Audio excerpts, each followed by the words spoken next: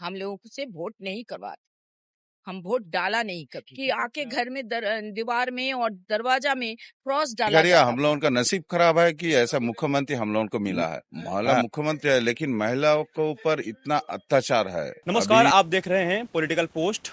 मैं हूं आपके साथ पवन। इसमें हम पश्चिम बंगाल में हैं और पश्चिम बंगाल की राजनीति की सफ़र में हम लगातार जान रहे हैं कि क्या कुछ इस चुनाव में होने वाला है। क्योंकि अक्सर पश्चिम बंगाल की जो राजनीति है, आपने सुना होगा कि बिना यहाँ पर दंगा प्रसाद किए किसी की हत्या हुई, बिना यहाँ पर कोई चुनाव जीत जाए, ऐसा हो ही नहीं सकता।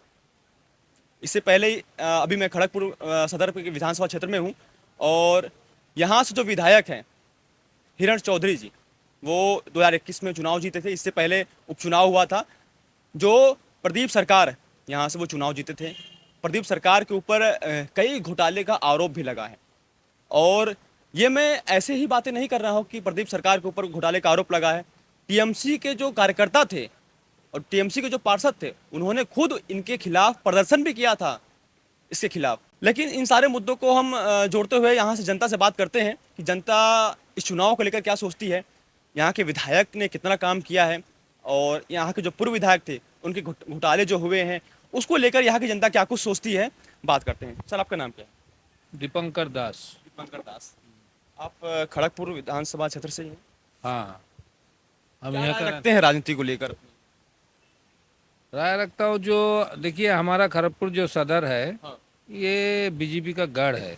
हमारा वेस्ट बंगाल में पहले पढ़ाई लिखाई में, एजुकेशन में 1 2 3 का अंदर रहते थे और इंडस्ट्रियल में 1 नंबर में था। वो जो पूर्व हम लोग को उनको जो चमत्कारी था जी। अभी वो हम लोग खो बैठे। कैसी हैं आप? मैं तो ठीक हूँ लेकिन बेचैन तो हूँ। ये चारों तरफ का हाल चाल देख के। हाँ। उस दिन हमारे घर में एक बंदा आए थे, थोड़ा गांव का है और वो सब्जी वब्जी बिकते हैं, तो आम लेने आए थे। तो फिर उसको मैंने पूछा, अभी हमारा उनका एज है 65 करीब होगा। तो उनको मैंने पूछा था कि आप क्या करते हैं, पार्टी कौन दल सपोर्ट करते हैं, आपको तो ये भंडार वंडर जो मिल रहा है हमारा मुख्यमंत्री दीदी से सब कुछ मिल रहा है? बोला हाँ सब कुछ मिल रहा है। हम तो अब मीटिंग मिছিল में जाते हैं। बोला हाँ। हम लोग वोट किसको देते हैं? बोला मैं तो वोट कभी नहीं दिया। हाँ। तो मैं शॉक्ड, मतलब हमारे हिंदू है बंगाली है, तो बोला कभी वोट हम नहीं देते। गांव वाले का यही सच्चाई है कि जो जब भी सीपीएम भी थे उस टाइम भी उन्होंने बोले कभी नहीं दिया। इतना जो एज है हमारा वोटर कार्ड है, लेकिन आसपास के बंदे लोग जो है हमारा दल का वो लोग हमें बता देते हैं कि आपको वोट देने आने का जरूरत नहीं है, हम वोट डाल देंगे आपके लिए, आप घर में रहो। मीटिंग बनाने के लिए, आप डिम भात खाने के लिए आ जाओ, कभी हम झंडा उठाने के लिए ठोंगा में मूड़ी चॉप मिलेगा तो वो भी आ जाओ, पैसा भी दे देते हैं, लेकिन वोट देने को जाने को नहीं देते। हम लोगों से वोट नहीं करवाते, हम वोट डाला नहीं कभी। जो लोग ये कहते बात हैं हमें बहुत खराब लगा। हाँ। क्योंकि ये गणतंत्र है, तो हर एक के, हम सीपीएम के टाइम में भी जब वामपंथ था तो वामफ्रंट के टाइम में भी हमने कहीं सुना था कि घर में आके वामपंथी लोगों से भी हम सुना। ऐसा नहीं है कि हम अपने खुद बता रही हूँ, ये सच बात है कि आके घर में दीवार में और दरवाजा में क्रॉस डाला जाता था उस टाइम। तो क्रॉस क्यों? मतलब ये लोग नहीं देंगे, ये वोट देने का नहीं है, तुम्हें मना किया, यही क्रॉस है। अगर तुमने वोट देने को जाएगा तो फिर कुछ होगा तो हमें जिम्मेदारी मत ठहराओ। मारपीट इतना होता है। ये पश्चिम बंगाल का राजनीति ऐसे है कि मार देते हैं। बिल्कुल। जो देखिए, विपक्ष के लोग लगातार, आपने सुना होगा कि डिक्टेटरशिप, ये शब्द जो निकल के आई थी विपक्ष की तरफ से कि जो मोदी सरकार है वो डिक्टेटरशिप ला दी है और देश में तानाशाही हो गया है। अगर आप पश्चिम बंगाल में मौजूद हैं तो आप डिक्टेटरशिप देख पाएंगे किसके तरफ से निभाया जा रहा है, कौन डिक्टेटरशिप निभा रहा है। यहाँ के जो आम जनता है वो डरी हुई है कि टीएमसी को वोट अगर नहीं डालेंगे तो हमारी जान खतरे में आ जाएगी। इसे कहते हैं डिक्टेटरशिप असली मायने में। अगर कोई है जो डिक्टेटरशिप को सही मायने में पहचानता है, इस पे आइए, वीडियो बनाइए। लेकिन एक महिला मुख्यमंत्री हैं, आप भी महिला हैं, आपको तो गर्व होना चाहिए कि हमारे पहले- राज्य को पहले- एक महिला पहले- मुख्यमंत्री मिली है। पहले ऐसा ही गर्व हुआ था। हाँ। हमने भी उसको बहुत सपोर्ट किया था कि हमारा दीदी जिंदाबाद। हम लोगों को भी खाने का सोच रहे हैं, ये खराब है। हम लोग हिंदुओं के लिए एक मंदिर बना देने से कुछ नहीं होता। हिंदुओं को मारना बंद करो, काटना बंद करो। सबसे पहले तो यही, जो विपक्ष लड़का है, जो विपक्ष करते हैं तो हाँ, वो ब्राह्मण है, वो लेडी है, वो माँ है, वो माटी मानुष है, सब कुछ है, लेकिन हिंदुओं के लिए क्या है ये तो सोचना चाहिए हिंदुओं को। अभी टाइम आया है कि हमारे लिए इस बार जो वोट होना चाहिए, वो तो हमें लगता है कि दल मत सोचिए, कुछ पैसा मत सोचिए, पहले तो अपना जमीन, अपना बच्चा, यही सोचिए कि हमारा परिवार के लिए हम वोट दे। हम दूसरों के लिए मत सोचिए, क्योंकि कोई हम जब विपक्ष में आता है या नहीं आता है, हम कहीं पे भी जाते हैं, सबसे पहले जो हमें बचाते हैं वो क्या, कौन होता है? वो खुद को बचाना चाहिए। तो खुद को बचाने के लिए आपको सोच के वोट देना चाहिए। अगर हम बात करूं पूरे पश्चिम बंगाल में, तो महिलाओं के बारे में जो निकल के सामने आता है कि यार जो कॉलेज में वहाँ रेप होता है, तो ममता बनर्जी जो यहाँ की खुद एक मुख्यमंत्री भी हैं और एक गृह मंत्री भी हैं, वो खुद सड़क पर उतर जाती हैं और गृह मंत्री के खिलाफ वो प्रदर्शन करती हैं। एक प्रकार से वो खुद उतर के अपने खिलाफ प्रदर्शन करती हैं, इंसाफ मांगती हैं महिलाओं के लिए। और कहती हैं, एक और भी स्टेटमेंट उनका निकल के सामने आया, तो उन्होंने कहा कि महिलाएं जो है वो रात को बाहर निकलती हैं, इसी वजह से पश्चिम बंगाल में रेप होता है। इस तरीके के एक महिला मुख्यमंत्री होने के बावजूद इस प्रकार का जो स्टेटमेंट जो सामने आता है, ऐसे महिला होने के नाते आप क्या सोच? देखिए, कोई तो किसी को सिखाता नहीं है जे तुम जाके वहां पे करो, वहां पे करो। थोड़ा थोड़ा उश्कानी, मतलब थोड़ा थोड़ा ऐसा भाषण देते हैं कि कुछ कर लेते हैं। अभी लेकिन जो अन्याय जो किया है उसका प्रतिकार ठीक से नहीं होता है, इसीलिए इतना ज्यादा बढ़ रहा है। जो आरजीकर में जो हुआ था, इतने जोर प्रोटेस्ट हुआ था, इतना कुछ हुआ था, लास्ट में तो ममता दीदी भी सोची कि हमें भी प्रोटेस्ट करना चाहिए। एक्चुअली ममता दीदी जो है मुख्यमंत्री होने का पहले जो विरोधी था ना, तो वो विरोधी में बहुत एक्टिव था, बहुत ही अच्छा निभाया था उसका परफॉर्म। तो उसको विरोधी में देखना चाहते हो, जिसका जहाँ पे जगह है वो जगह चेंज करने से बहुत गड़बड़ होता है, तो इसीलिए इतना गड़बड़ हो रहा है।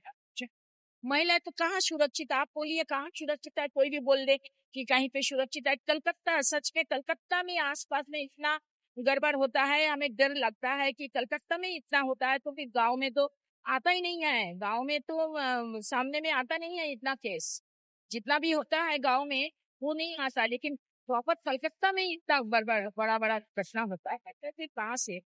परिवर्तन बहुत ही अच्छा चीज है कि परिवर्तन होने से सबको कम से कम पता तो चलेगा कि हमारा राज नहीं है, ये हमारा बाप की जगीर नहीं है कि हम कैसे भी चलाएं। जो अन्याय करे उसका साजा जरूर शास्ति होना चाहिए। अगर हमें टिकट मिल गया, आज के हम ऐसे नॉर्मल है, कल मैं और किसी को पता नहीं है, हमारा 3 तला 4 तला बिल्डिंग अगर बन जाएगा तो पूछेंगे नहीं आप कहाँ से आया इनका पैसा? पूछना तो चाहिए, हर एक को पूछना चाहिए। नेता का पास इतना पैसा कहाँ से आता है, हर एक को पूछना चाहिए। क्या बिजनेस करता है, पहले क्यों नहीं देखा? पहले क्यों नहीं देखा? प्रदीप सरकार जी बहुत अच्छा है इंसान, बहुत ही बात करते हैं, लेकिन उनको इतना पैसा तो नहीं था। पहले जब वो शादी किया था, बच्चे थे, हम जानते हैं उनको, तो उनका कुछ भी नहीं था, वो नौकरी भी नहीं करते थे। वो तो एक काम करते थे 4-5 हजार का। उसके बाद वो जो नेता बन गया, बस नेता बनने का बाद से चालू एकदम। क्या नाम है सर आपका? मेरा नाम है बप्पा घोष। बप्पा घोष। हाँ। आपके हिसाब से क्या लगता है, आपके विधानसभा क्षेत्र में कितने विकास हुए हैं, कितने कार्य हुए हैं? जब दिलीप दा आया था, दिलीप घोष। हाँ दिलीप घोष, उस टाइम जैसे ये था, अभी ये विधायक जी ने भी थोड़ा काम बहुत किया है, लेकिन उतना ये नहीं। और हम लोगों का यहाँ बेकार ही इतना खराब है, माने काम नहीं है लड़कों का, यही परेशानी है। तो हम लोग चाहते हैं कि ये राज्य सरकार जो ये चेंज हो और आगे चल के बीजेपी का सरकार आए। इसलिए हम लोग, दीदी तो कहती हैं बंगाल हमारा है और हमको बंगाल से कोई भगा नहीं सकता। नहीं, दीदी को भरोसा करके सब बंगाल ने दीदी को लाया था, लेकिन अभी बंगाल का आदमी ऐसा बदतर हालत में है, क्योंकि बाहर जाने से भी हम लोगों को ये बंगाल के बारे में खराब सुनने में आता है, दीदी का बारे में खराब सुनता है। तो इसीलिए हम लोग क्या कह रहे हैं, एक महिला मुख्यमंत्री है, आपको तो गर्व होना चाहिए। महिला मुख्यमंत्री है, लेकिन महिलाओं के ऊपर इतना अत्याचार है अभी, जितना रेप, जितना टॉर्चर, और लड़की लोगों को लेके ये नेता लोग ऐसा ऐसा काम कर रहा है। हाँ, लेकिन उसका प्रतिवाद करने से भी दीदी कोई काम नहीं कर पा रहा है। नहीं कर पा रहे। हाँ। और जो यहाँ से जो पूर्व विधायक है, जो आरोप लगा है कि उनके ऊपर घोटाले हुए हैं, कई सारे उन्होंने घोटाला किया है, सड़क घोटाला, परिवहन घोटाला, पर्यावरण घोटाला। अभी जो एयरपोर्ट बन रहा था आपके ही विधानसभा क्षेत्र में, वहां उन्होंने जो परियोजनाएं थी उसको रोक लगा दी उस पे, और जो प्रधानमंत्री जो आयुष्मान योजना है उस पे उन्होंने रोक लगा दी है। आप लोगों को फायदा हो रहा है इन सब चीजों का? ये आयुष्मान योजना बहुत बढ़िया चीज है, क्योंकि हम लोग जब बाहर जाते हैं ये, और यहाँ जो शास्त्रार्थी से हम लोगों का उतना ये नहीं आ रहा है। यहाँ बंगाल में भी शास्त्रार्थी लेके अगर हॉस्पिटल में जाएगा तो उसमें भी हम लोगों को जो गरीब लोग है उसको पैसा दे के ही करना हो रहा है, और उतना ट्रीटमेंट उतना अच्छा नहीं हो रहा है। लेकिन हम लोग ट्रीटमेंट के लिए जब बाहर जाते हैं तो ये शास्त्रार्थी कोई काम नहीं आता।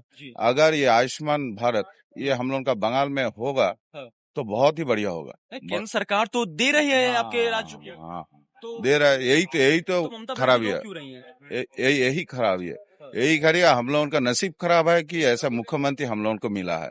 हाँ, और हम लोग चाहते हैं कि इनको बदला जाए, और ये बंगाल आगे आए। किसे पसंद करेंगे आप फिर?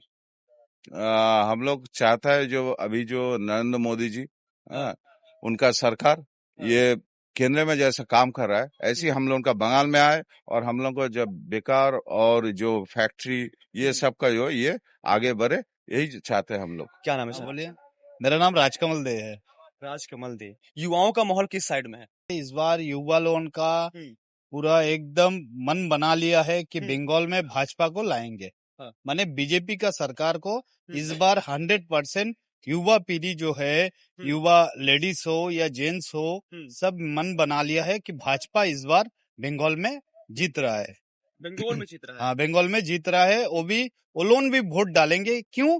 बंगाल में इंडस्ट्री तो नहीं है, काम काज का कुछ नहीं है, इंडस्ट्री नहीं है, बेरोजगारी घर घर में है, और ऊपर से जो हम लोगों का प्रधानमंत्री का जो आवास योजना का जो घर है वो तृणमूल वाला क्या किया, जिनका तृणमूल का कार्यकर्ता लोन है उनको 2-2 घर दे दिया है। वो एक रह रहा है, एक रेंट में छोड़ के रखा है घर।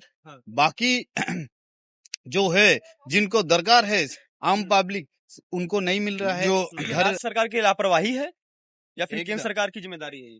नहीं, राज्य सरकार की लापरवाही है। अच्छा। क्योंकि गरीब आदमी टैक्स दे रहा है वो, और हर आदमी जो टैक्स दे रहा है उनका टैक्स का पैसा से बांग्लादेश से जो आदमी आ रहा उनका कई करोड़ रुपया, कई करोड़ आदमी को राशन दे रहा है। उनका आने का बाद इधर वोटर कार्ड, आधार कार्ड, राशन कार्ड बन जा रहा है, जो कि गरीब आदमी को भारत के और बंगाल के एक एक नागरिक को मिलना चाहिए, वो नहीं मिल रहा है। बांग्लादेश से जो आ रहा है कल का डेट में उनका राशन मिल रहा है, और बांग्लादेश से काफी मात्रा में घुसपैठिया हो रहा है।